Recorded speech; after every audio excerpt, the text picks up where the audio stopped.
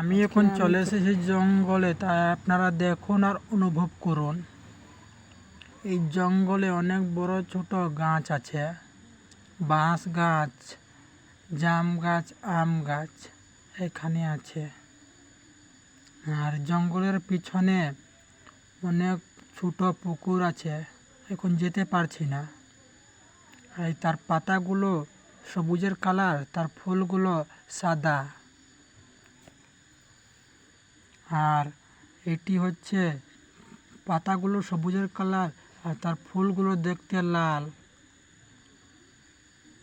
আমি আর চারপাশেই জাম গাছ দেখতে অনেক ভালো, ছোট। আর এই ফুলগুলো দেখতে লাল আছে। আর এই তার সাথে সাথে এখানে আম গাছ আছে।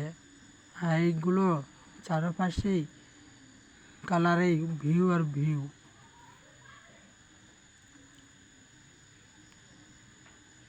তো এটি তার গুড়িগুলো দেখতে অনেক মোটো আছে।